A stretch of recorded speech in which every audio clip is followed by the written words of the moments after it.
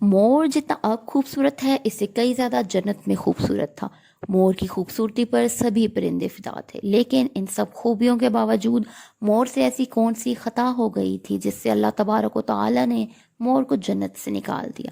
اللہ تبارک و تعالی نے جب حضرت آدم علیہ السلام اور اماں حوا کو پیدا فرمایا، اس کے بعد ان کو جنت میں بھیج دیا۔ وہ دونوں جنت میں بہت ہی پرسکون رہتے تھے، بہت ہی لذیذہ میوہ پھل کھایا کرتے تھے، لیکن ایک اناج جس کو اللہ نے کھانے سے انہیں منع فرمایا، وہ اناج گندم تھا۔ چونکہ شیطان حضرت آدم کی وجہ سے ہی جنت سے نکالا جا چکا تھا، اسی وجہ سے شیطان آپ سے دشمنی کر بیٹھا تھا۔ شیطان یہ چاہتا تھا کہ وہ کسی بھی طرح حضرت آدم علیہ السلام کو جنت سے نکال دے اور ساتھ میں اماں حوا کو بھی جنت سے نکال دے۔ جب شیطان کو یہ خبر ہوئی کہ حضرت آدم علیہ السلام کو تمام میوے کھانے کی اجازت ہے لیکن گندم کھانے کی اجازت نہیں ہے، تو شیطان انتقام کی آگ دل میں لیے جنت کے دروازے کے پاس بیٹھ گیا اور 300 سال تک وہاں پر بیٹھا رہا کہ کوئی جنت کے دروازے سے باہر آئے اور شیطان اس سے بات کر سکے۔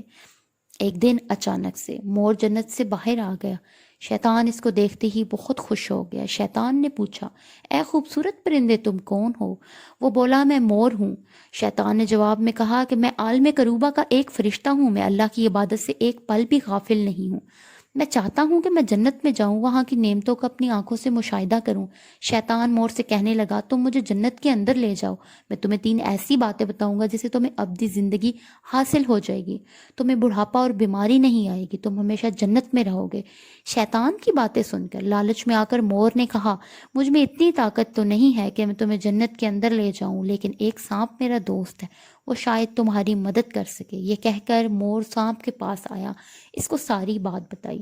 سانپ بھی شیطان کی باتوں میں آ گیا اور اس کو اپنے منہ میں چھپا کر جنت میں داخل ہو گیا، اور یوں شیطان اپنی چال میں کامیاب ہوا۔ جنت کے تمام نگہبانوں کو معلوم تھا کہ شیطان چال چل رہا ہے اور جنت میں آ چکا ہے۔ فرشتے اس کو جنت سے نکالنے لگے، تبھی اللہ کا حکم ہوا کہ ابھی اس کو جنت میں رہنے دیا جائے۔ فرشتے اللہ تبارک و تعالیٰ کے حکم سے رک گئے۔ شیطان اس ٹائم پہ جنت میں داخل ہو چکا تھا۔ شیطان حضرت آدم کے پاس اور اماں حوا کے پاس جا کر اپنی محبت کا اظہار کرنے لگا۔ وہ دونوں ہی شیطان کو پہچان نہ سکے کیونکہ ماضی کے مقابلے میں شیطان کی شکل تبدیل ہو چکی تھی۔ شیطان کہنے لگا، میں چاہتا ہوں آپ دونوں ہمیشہ جنت میں اسی طرح خوشی سے رہیں۔ حضرت آدم علیہ السلام کی بات بہت غور سے سننے لگا۔ شیطان نے کہا، آپ میری بات مان جائیں، آپ کو جنت کی اور بھی سہولتیں ملیں گی۔ آپ شیطان کے بہکاوے میں آ کر کہنے لگے، یہ کس طرح ممکن ہے؟ شیطان کہنے لگا، ایک گندم کا دانہ آپ دونوں چکھ لیں، آپ کو ابدی حیا حاصل ہوگی اور آپ جنت میں ہی رہیں گے۔ یہ بات سن کر حضرت آدم کے دل میں رجحان پیدا ہوا، لیکن ساتھ ہی اللہ کی نافرمانی کا خوف غالب آ گیا۔ لیکن اماں حوا شیطان کی باتوں میں آ گئیں اور انہوں نے آدم علیہ السلام کو بھی راضی کر لیا۔ پھر اس کے بعد دونوں نے اس گندم کے دانے کو چکھ لیا۔ جیسے ہی گندم کے دانے کو چکھا، دونوں کے سطر واضح ہو گئے اور اللہ پاک نے حکم دیا کہ ان دونوں کو جنت سے نکال دیا جائے۔